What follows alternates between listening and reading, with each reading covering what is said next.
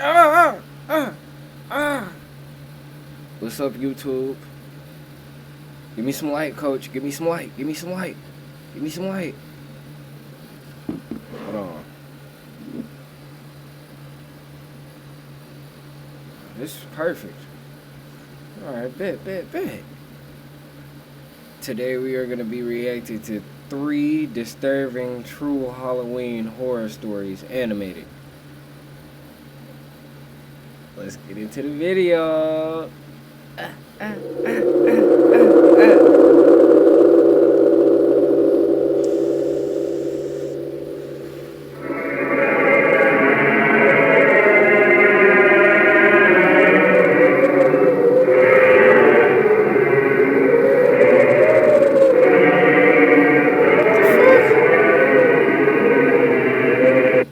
A few years younger, so family started making.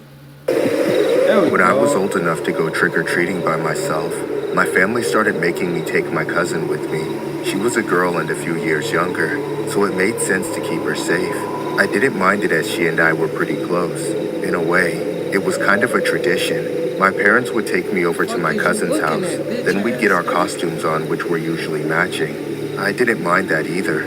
Matching costumes always got more candy, and that's all I really cared about. One year, I dressed as Chucky, and my cousin was the bride of Chucky. We started around sunset, first going around the That nigga block had to a hit our wife? neighbors' houses. Then we began to walk to the wealthier area where the bigger houses were. It was almost a mile of solid trick-or-treating between her house and that area, so by the time we arrived, What the fuck we on? milked that. Why are the captions on? I just realized that. What the fuck? Change. I don't know. I think it's off now. For everything it had, not turning back until people were turning off their porch lights. Oh no, these Then niggas are it was crazy. time for the long walk back home. At the Them motherfuckers look empty as shit, don't they? These motherfuckers look empty as shit. Nigga, I was on Halloween, nigga, I was snatching bags off of people's porches, nigga. Are you crazy? Get a little bit. I grabbed a whole handful. Nigga, I'm doing it again this year. Are you crazy? These niggas ain't get enough. Nigga, this year I might go with a trash bag. Nigga, last year, nigga, I had 3 full of them store trash bags. Yeah. Full. were turning off their porch Trick-or-treating in lights. the Then suburbs. it was time for the long walk back home. At this point, our bags Yeah. were full, and it became quite dark. At some point, we saw a car parked on the curb ahead, with a guy standing outside of it. The trunk was open, and he was pulling fistfuls of candy out of it, shoving them into the faces of trick-or-treaters who were walking by him, but they wouldn't take anything. There's I'm not walking up to no nigga looking like this. They probably up there in their head thinking like, what? That's a nice costume. No, nigga. secret as to why either. The guy was creepy as hell, tall and built, but also old and sketchy looking.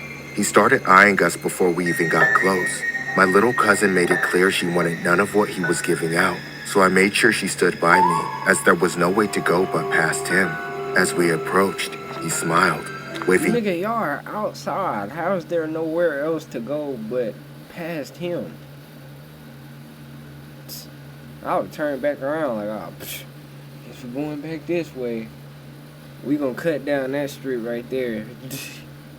And then we gonna walk past them, but on the end of the corner type of path. So we ain't walking past this. That's too In our much. faces. Hey, lovebirds, want some free candy? Yeah, no thanks. And also, That nigga poisoned the candy and shit. I can see it now. He look like the type of nigga who would do that. cousins. Why should that stop you? We walked past him, but he wouldn't take his eyes off of us. He even started following us, getting right up behind my cousin. I could tell she was freaking out on the inside and trying to keep it together, so I stepped in before he went any further. Come on, have a kiss. Back off. What's your problem? My problem is I've got a boatload of candy and nobody wants to take any. At this point, you can just have it all. I just want one little thing in return. Leave us alone or I'm calling the cops. Go on, run home like the little pussy you are. About 30 feet from his car, the man stopped following us, but we kept walking away as fast as we could. The farther we went, the fewer people were out on the street. I thought about knocking on someone's door and asking for help, but I just wanted to get home. Before I knew it, we were the only ones out, except for one singular car driving behind us. It wasn't driving though, it was cruising, barely faster than our walking pace. Looking over my shoulder, I couldn't see inside because the windows were tinted, but it seemed That nigga on some weird shit. Like, bro, why are you following the kids home, buddy? And then this nigga just so upset over candy. Like, bro, what did you do to it? Nigga, why are you trying to get it going like this? Like, nigga, eat it yourself, buddy. the same car that Creep was standing outside of. My cousin was also aware of the car, and she was starting to panic. I decided to take a random right turn, hoping the car would just drive past, but it didn't. It took the same turn. That's when I knew for sure we were being followed, and there was nobody else it can be but that same Creep. The car was basically driving right beside us at this point, matching our speed. I didn't know what to do. I then heard the car park right behind us. We were too scared to look back at that moment. Maybe he had just arrived at his house and was going inside. Do you know what's really fun? Making a website on Wix. That big ass football player knocked your Hey, nigga we're how over. ridiculous. 3 childhood friends. Suddenly, I got slammed in the back. I saw the man carrying my cousin over his shoulder. I went into fight or flight and ran over to do whatever I could to stop him. Let her go! Let her go! Somebody! Bro, you get your bitch. Nigga, you get your bitch ass. Oh. Nigga said I ran over to her. I did whatever I could. Nigga, you're calling for help, buddy. I would've went in with a Superman punch. Ah!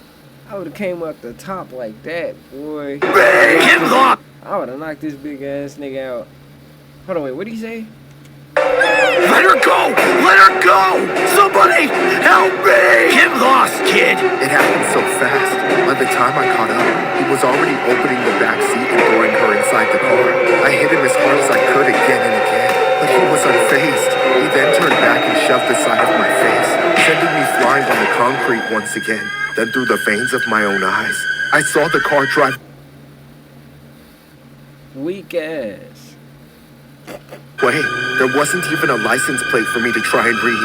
As I came to, I looked around in disbelief. I was surrounded by a horde of spilled candy, alone on the empty street, and my little cousin had vanished. I freaked out, crying and screaming for help. I banged on doors until somebody answered and called the cops for me. The police came, then our parents, then the whole damn neighborhood. Everybody went looking for my cousin. There was an entire manhunt, and yet they never found a trace of my cousin or the man that kidnapped her. It's been years since that night, and my cousin has been missing ever since. My Whether battery. she's still My battery. My battery.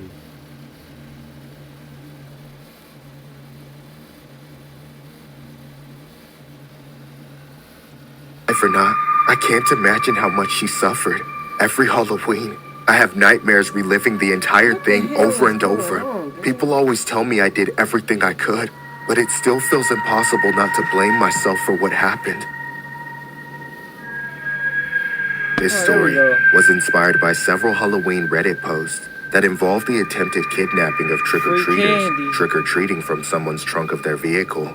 The term is called trunk kidnapping, which refers to being forced into a car's trunk.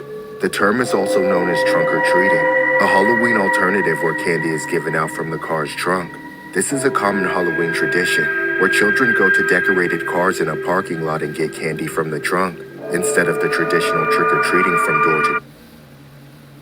I don't know who the hell was doing this. I ain't never do no shit like this on Halloween. Going to the back of a nigga truck. Free candy. Nigga, it had free candy on the truck. That right there was a red flag in itself. Nigga, are you crazy? Yeah. Some believe it is considered a safe alternative to trick-or-treating because it avoids the street crime and danger. However, others argue that trunk-or-treating is far more dangerous due to the trick-or-treaters being more susceptible to being forced into a car's trunk. and ultimately kidnapped.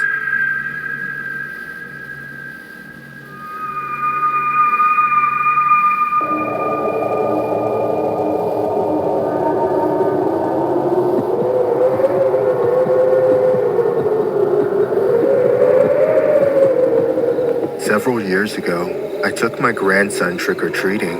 He has special needs, so I often help my daughter and her husband take care of him. He spends a lot of time at my place during the week when his parents are working, so I usually took him out for Halloween.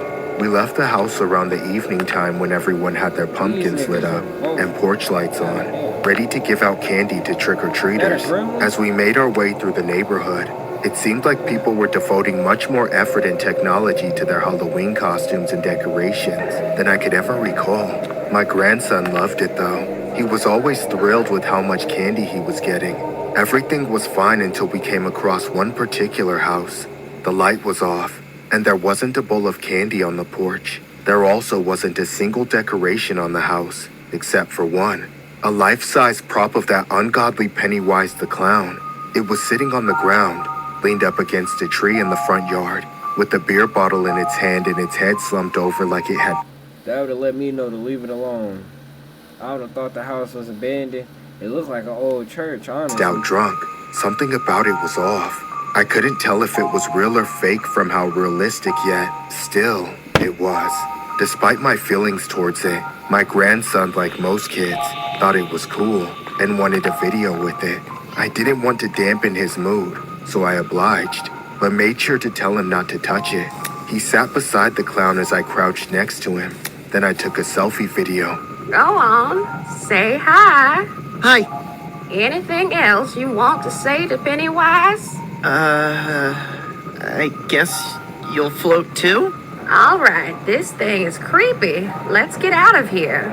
Immediately after the video was taken, we got the hell away from that thing. But as we were walking away, I noticed something that still sends chills down my spine. I noticed the clown was still staring at us on the video camera. That's when I put the phone down and turned around, only to see the clown's head now up and staring right at us. Its eyes were very much human, and I knew then that it was never a prop, but a costume with a person inside. Before my grandson could catch on, I picked up the pace and got us walking away as fast as I could without making him concerned. Once we'd gone past a few houses, I glanced over my shoulder again and saw the clown now standing on the sidewalk in front of that same house. Suddenly, the entire neighborhood started shutting down all around us. People were running out of candy and turning off their porch lights everywhere. The trick-or-treaters and their parents were all going home. It was getting dark as hell, and that clown was walking behind us, keeping his distance just a few blocks away.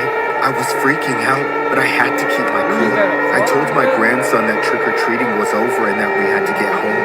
We power walked through the neighborhood, turning at corners and weaving through yards, just trying to get away from the clown. Eventually, I lost sight of him, so it seemed safe enough to stop and catch our breath. I could finally call an Uber. As long as we could make it in 5 minutes for them to arrive, we would be fine. I kept a lookout as we stood on the corner, checking my phone every few seconds to see when the car would get to us.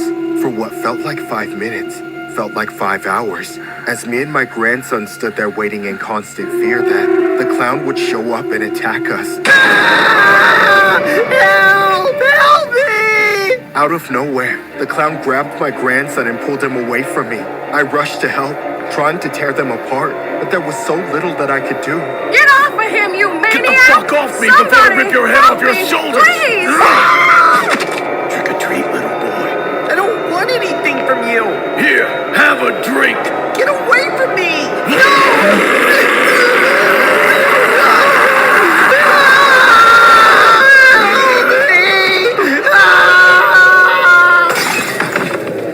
What did he run into? For a moment, I thought I'd broken something in the fall, but I was okay. When I got to my feet, however, my grandson was on the floor not moving, and I could see that clown running off. Thankfully, he only suffered minor injuries, and the clown was soon arrested by the police. He turned out to be a man named Matthew Davies. He had a family of his own, but he'd spent years away from them while in prison for drug charges. I can't understand how a man with children of his own could possibly attack us the way he did. What made things worse was how my grandson has special needs. Mr. Davies was sent How to does- prison where he belongs, but Man. it doesn't. How the hell did this nigga even get like this? This nigga is ugly as shit. I wonder what he really look like. Do what happened. My grandson and I are traumatized. His love for Halloween is forever tainted, and every time I see a Pennywise mask, I'm transported right back to that awful night.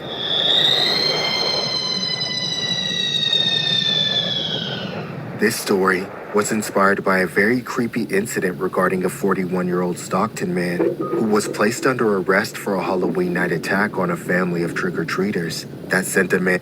I would have stumped that nigga out. The audacity of you to even come up to me like this is ridiculous. I would have stumped him out. The hospital. Stockton police say a man named Matthew Davies was wearing a Pennywise clown mask as he carried out the attack. Mary He looked Elis like was a there as normal. Davies allegedly And the began. crazy thing is, this nigga look like a normal nigga. I wouldn't expect that nigga to be a fucking weird ass bitch. I wouldn't expect that. I would have thought he would have been a normal nigga.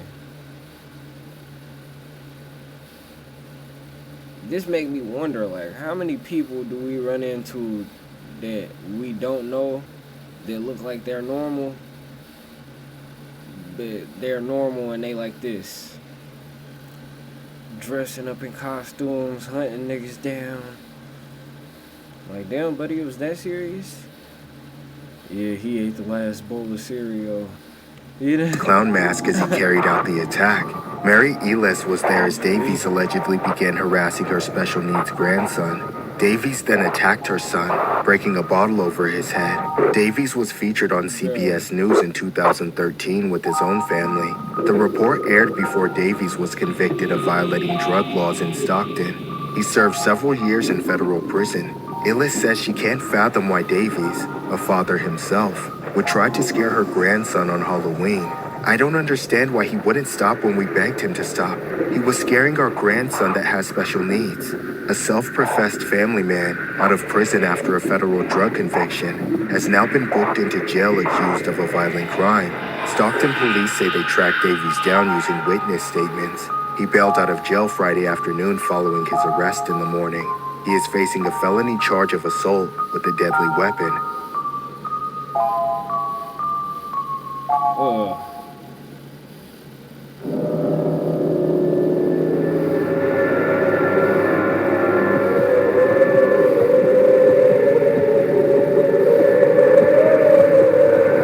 A few years ago, my wife and I moved into our first house together. Neither of us had ever owned a home before, so it was a major moment in our lives. It's a small house, but the neighborhood is very friendly. Even though we haven't had kids yet, we were excited to start a family of our own. But something happened this Halloween that's made us think twice about raising our children here. Of course, most of the trick-or-treaters are young kids, so Halloween in our neighborhood comes to an end pretty early. By 9 o'clock, everybody goes home. This year was just like that. By 8:45, we weren't seeing any more trick-or-treaters, so we went inside and turned off our light, so nobody bothers us as we got closer to bed. Afterwards, my wife wanted to stay upstairs and read for a little while, but I had some stuff to work on in the basement while I had the chance. However, at around 9:30 p.m., something strange happened. What the hell? It struck me as odd, but I wasn't going all the way up. My battery. My battery. Coach. We back, Coach? Coach. To tell them that we weren't giving out candy anymore, so I ignored it. Annoyingly, though, the doorbell rang again. A few more times, actually. Now, it was just rude. It was like some dumbass kids were playing ding-dong ditch with us. Man, I would have been mad as shit. Like, what the fuck are y'all niggas doing? Why are y'all here, bro? Go home. Bitch. Oh, damn. Usually happens on Halloween. I heard my wife get up and start walking along the floor over my head, so I figured she was going to take care of it.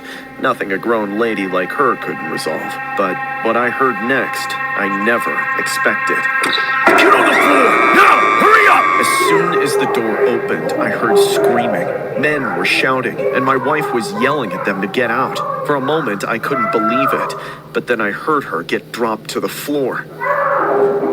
I immediately jumped out of my chair and turned to the stairs, only to face the biggest shock of my life. The moment I got to my feet, I heard an explosion from upstairs. That same instant, a hole blew open in the ceiling above me, and a red-hot piece of metal whizzed by my head. That moment changed me. Time froze, and for a split second, so much went through my head. I was looking up at the stairs, thinking, I'd have been looking like, shit, my bitch is dead now, so do I really need to go up there? Oh God, she's clearly done. That bullet almost killed me, gang. I'm done. We clearly did all we could do. I'm going to die if I go up there, but they'll kill my wife if I don't. I was terrified, almost too scared to move, but I realized it was time to keep the promises I had made, to become the husband, the father I said I would be. I took a deep breath. Then I started making my way up the stairs. I knew I had to jump on them, so I went as fast as I could while not being loud enough that they could hear me coming up. I could still hear fighting coming from the front door. Then I came around the corner and saw them. There were two men, both with masks, one of them wearing all red, and the other in a Scream ghost mask. The one with the ghost face was keeping my wife pinned to the floor. The other one was just standing there.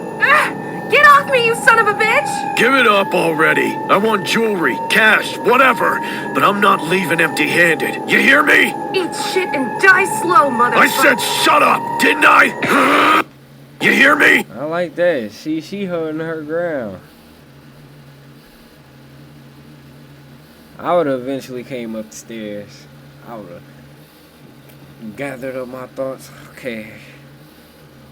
I heard a shot. That don't mean I don't need to go upstairs. My bitch is up there. She need me. Oh God. Eat shit and die slow, motherfucker! I said shut up, didn't I? I ran at the ghost face. He turned around right before I tackled him. I put him in a headlock and started choking him, ready to kill him. He was flailing around, trying to point the cannon at my head, but he was fading, unable to do anything. He was gonna be mine, but then his partner came up and kicked me off him. I kept my grip on that bastard though. They had to hit me 2 more times before I couldn't hold on to him anymore. Then his partner yanked him to his feet. I started to scramble up to chase them out before he could aim at us again. I could barely see through the dirt and swelling, so I was just running at their voices. They eventually got out of breath and stopped. Then I wiped my eyes and realized I'd chased them out into the street. By the time I could see, though, they were long gone. With them dealt with, I went back inside to my wife. When the men attacked her, they left her with a few cuts and bruises. There was blood running all down her face, but she was awake and calling my name. I apologized for taking so long to get to her. I wish I'd been there from the start, so she wouldn't have had to gone through any of what she did. Unfortunately, the men who invaded our home were never found. There was no camera footage, not much evidence, basically no leads whatsoever. But made this all the more disturbing was how the alleged reason for why they targeted us was just completely random. It's sad to say that we no longer feel safe here after what happened on Halloween. We don't want to raise kids in a place where things like this just happen for no reason. It's definitely made us never want to open our door for trick-or-treaters ever again. This story was inspired by a disturbing Halloween incident that happened in Mississauga, Ontario. A family remains in shock following a violent Halloween home invasion Wednesday night. This is what we get for answering the door on Halloween night. 2 to 4 individuals coming in here and attacking my wife, and this tremendous sound goes off. I was in the basement, said Mississauga homeowner Derek, who did not want to release his last name. Derek's wife opened the door last night to have armed thugs barge into their home. She struggled with them, and a shot was fired. Derek heard his wife scream, ran upstairs, and saw her on the floor. Peel police say the attack was completely random, and that there's no reason why the family would have been targeted. Authorities say at least 2 of the suspects were masked. One in dark clothing wearing a mask from the movie Scream. Another one in red hoodie with a red mask. Some neighbors say they heard knocks on their doors and thought it was suspicious because trick-or-treating would have been over by then. The doorbell rang around 9:30. Said it was too late for trick-or-treaters, so we didn't answer the door, said neighbor Marco Kuljak. That's the problem with this investigation. We can't tell people not to open their doors for trick-or-treaters. It's what people do on... I wouldn't have opened my door anyway. Trick or treat in my house is the wrong house to knock on. I'm not gonna lie. Coming through here is 9 times out of 10 ain't nobody gonna be home. It's Halloween, gang. Breaking in is crazy. We said... We definitely not opening the door for niggas. Please.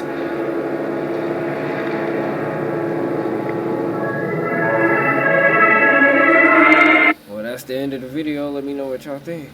Sheesh.